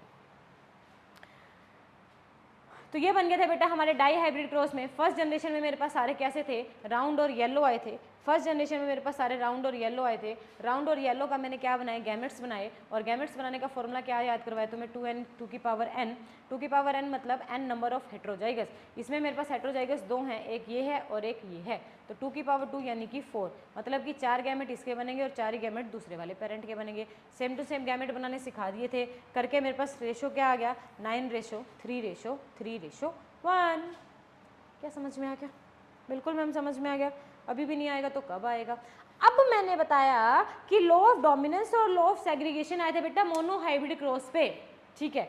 लॉ ऑफ थर्ड था लॉ ऑफ इंडिपेंडेंट असॉर्टमेंट, ये किस पे आया था, डाई हाइब्रिड क्रॉस पर। कैसे समझो, डाई हाइब्रिड क्रॉस में मैंने बोला round yellow, wrinkled green, okay ma'am, wrinkled green, okay ma'am, round yellow, round yellow, okay ma'am, wrinkled green, okay ma'am. Gamete बनाए R R Y Y, wrinkled R R Y Y.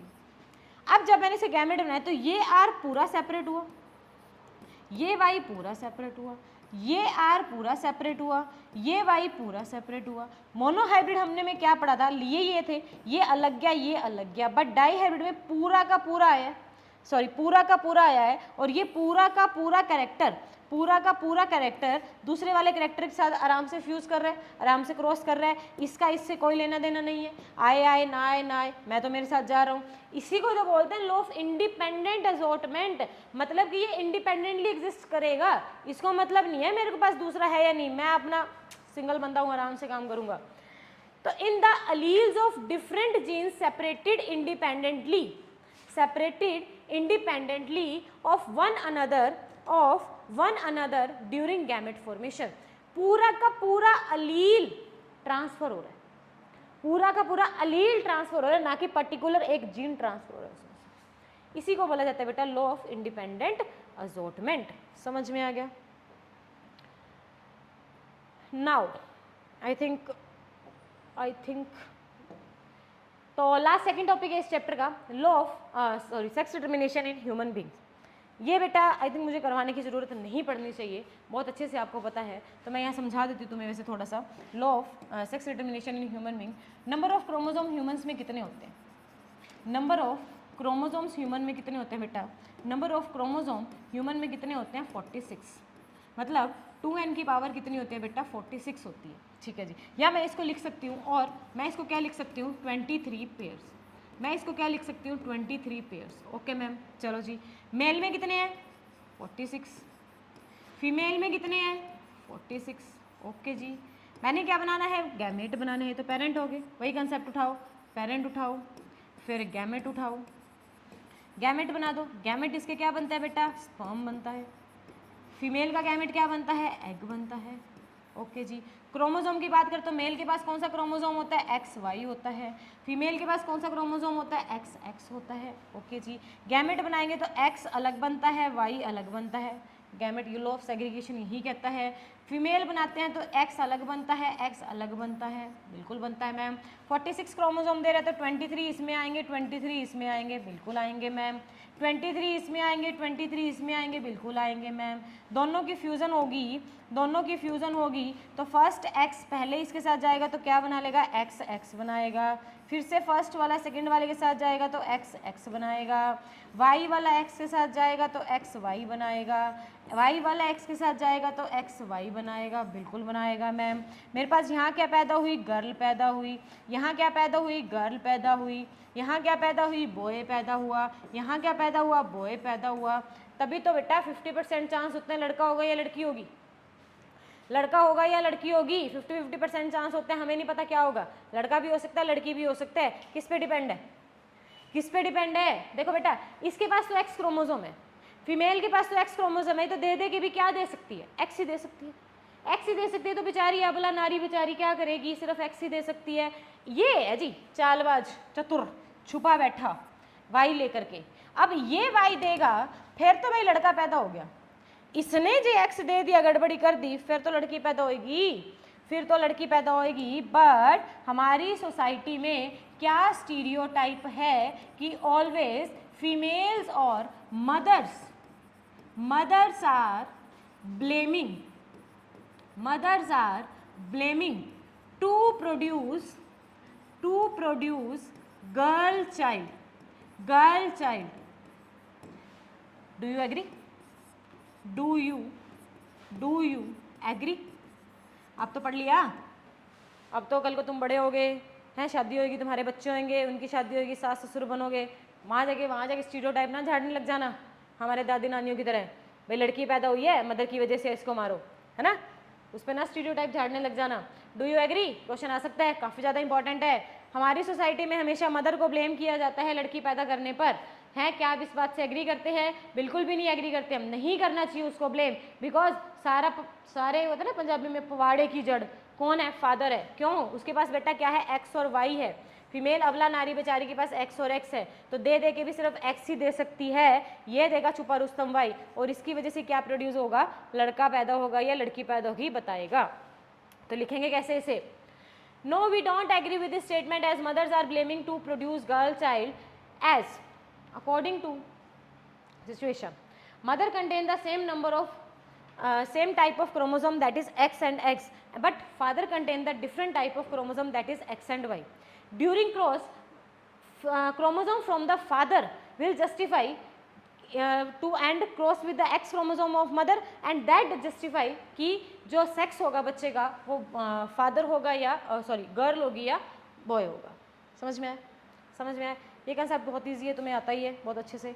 And last हमारा इस chapter का क्या topic है? What is the importance of variation. ये मैंने तुम्हें पहले ही बता दिया है। वेरिएशन क्यों जरूरी है? वेरिएशन आएगी तो इवोल्यूशन होगी तो चेंजेस आएंगे तो हमारी सोसाइटी सर्वाइव कर पाएगी, इसीलिए तो वेरिएशन जरूरी है। कर लोगे? तो ये था जी हमारा चैप्टर। एक बार फिर से देखो इसको। हेरिडिटी क्या होता है? Transfer of characters from one generation to next generation, और कैसे ट्रांसफर होता है इसका प्रोसेस समझना, दैट इज इनहेरिटेंस। ओके जी, वेरिएशन क्या होता है, जब भी कैरेक्टर ट्रांसफर होते हैं एक जनरेशन से दूसरी जनरेशन में, तो उनमें बेटा कुछ चेंजेस आते हैं और उसी चेंजेस को बोला जाता है वेरिएशन बोला जाता है। तो कहने का मतलब है जब भी कैरेक्टर ट्रांसफर हुए तो वेरिएशन आई। बात मिलती जुलती है, जुड़ी हुई बात है, और जुड़ी हुई बात को मिला के क्या बोलते हैं, जेनेटिक्स बोलते हैं। It is the branch of science which deals with the study of heredity and variation. बिल्कुल ठीक है बात मैम। डीएनए, ओके जी, डीएनए कॉपी क्यों जरूरी है, डीएनए कॉपी करेगा तो बच्चे पेरेंट्स से ऑफस्प्रिंग में जाएगा, नेक्स्ट जनरेशन में जाएगा, डीएनए जाएगा तो जीन जाएगा, जीन जाएगा मतलब क्रोमोसोम गया, क्रोमोसोम गया तो क्या आया, वेरिएशन, वेरिएशन आई, वेरिएशन आएगी तो इवोल्यूशन होगी भाई। फिर आया हमारा ग्रेगर जॉन मेंडल, जीजे मेंडल इस नाम से भी आ सकता है, सिंपल हम इसको मेंडल जी भी लिख सकते हैं। मेंडल 7 साल तक स्टडी की थी, 7 कैरेक्टर पर स्टडी की थी। पी प्लांट लिया था, पाइसम स्टाइवम लिया था, हर कैरेक्टर के 2 ट्रेट बताए थे। फिर मैंने तुम्हें ट्रिक से याद करवाया SPF, हर करेक्टर के 2 ट्रेट याद करवाए हैं, उसमें से एक डोमिनेंट होता है और एक रिसेसिव पाया जाता है। फिर हमने भी बात की जीन्स और एलील्स की। जीन कंप्लीट फॉर्म, अब टॉल है, अब मैं इस टॉल को कैपिटल टी भी और कैपिटल टी भी लिख सकती हूँ, कैपिटल टी और स्मॉल टी भी लिख सकती हूँ। तो एक पर्टिकुलर जीन के 2 फॉर्म बन गए, इसी 2 फॉर्म को क्या बोला जाता है बेटा, एलील्स बोला जाता है। ओके जी। होमो, होमो मतलब सेम, जो 2 सेम अपीयर होंगे दैट इज होमोजाइगस, जो 2 डिफरेंट अपीयर होंगे that is heterozygous. Okay ma'am. What is phenotypic and genotypic, बहुत अच्छे से समझा दिया। फिनो बड़ा है, बड़ा मतलब अगर इसका रेशियो पूछेंगे तो मतलब फिनोटिपिक पूछेगा। Next, monohybrid cross, single character की स्टडी की। सिंगल कैरेक्टर की स्टडी पर उसने क्या पाया कि फर्स्ट जनरेशन में जो बच्चे बने हैं वो एक ही पेरेंट को रिजेंबल कर रहे हैं, बट जब दूसरी जनरेशन की तो वो जो छुपा हुआ था ना, छुपा रुस्तम, वो भी अपने आप को एक्सप्रेस कर रहा था, बट वो एक्सप्रेस कब करेगा, अगर टॉल मतलब डोमिनेंट प्रेजेंट होगा तो। ठीक है। फिर हमने पन्नेट स्क्वायर बनाया और ये देखा इसके कुछ फिनोटिपिक और जीनोटिपिक रेशियो पड़े। अब इसके अकॉर्डिंग मेंडल ने 2 लॉ दिए थे, मोनोहाइब्रिड के अकॉर्डिंग 2 था, डाई हाइब्रिड के अकॉर्डिंग 1 था। मोनोहाइब्रिड के अकॉर्डिंग 2 क्या थे, law of dominance of law of segregation, और डाई हाइब्रिड के अकॉर्डिंग क्या था, लॉ ऑफ इंडिपेंडेंट असॉर्टमेंट। फिर हमने एक एक करके क्या पढ़े, इनकी डेफिनेशंस पढ़ी हैं, बहुत अच्छे से तुम्हें समझा दिया गया है। उसके बाद फिर हमने पढ़ा dihybrid cross. Dihybrid cross में पढ़े हैं 2 कैरेक्टर लिए और 2 कैरेक्टर की स्टडी की, बहुत अच्छे से समझाया, चेकर बोर्ड बनाया, फिनोटिपिक और जीनोटिपिक रेशियो बताए, किस तरह से गैमेट्स बनाए जाते हैं इसकी ट्रिक बताई है, गैमेट बना करके दिखाए हैं, और ये सारा कंसेप्ट है। नहीं समझ में आया वीडियो को रिवर्स करके देखो। उस पर फिर उसने लॉ ऑफ इंडिपेंडेंट असॉर्टमेंट दिया, बना लिया, रेशियो बनाए, बना लिए। सेक्स डिटर्मिनेशन इन ह्यूमन पढ़ा, कौन रिस्पॉन्सिबल है गर्ल चाइल्ड प्रोड्यूस करने के लिए, बिल्कुल फादर। क्यों फादर है, because it contain different type of chromosome while mother contain only 1 type of chromosome, single chromosome. Okay जी। फिर हमने पढ़ा वेरिएशन क्यों जरूरी है। तो ये था जी हमारा चैप्टर, समझ में आ गया, बहुत अच्छे से समझ में आएगा। आप अच्छे से वीडियो को रिवर्स करके देखो, नहीं समझ में आता जो भी, जहाँ भी, जिस पॉइंट पर, जिस एनसीईआरटी की लाइन में कहीं पर भी डाउट है, चैट बॉक्स में कमेंट बॉक्स में कमेंट अपना छोड़ो, मैं देखूंगी क्या डाउट है, आपके डाउट सारे लिए जाएंगे। तो ये था जी हमारा एक छोटू सा प्यारा सा चैप्टर, अच्छे से करते रहो और मेरे साथ इस सीरीज़ में जुड़े रहो। कल मैं लेके आऊँगी नेक्स्ट इसी चैप्टर की क्या कुछ PYQs, किस तरह से क्वेश्चन तुम्हारे बोर्ड्स में पूछे गए हैं और किस तरह से तुमने पढ़ के जाना है। ठीक है। पी क्यों लिया था उसकी स्टडी अच्छे से पढ़ लेना, पाइसम स्टाइवम क्यों लिया था लिखवा दिया था। तो अभी भी कोई डाउट हो तो ज़रूर मेरे साथ शेयर करना। मिलते हैं कल के लेक्चर में, बाय बाय।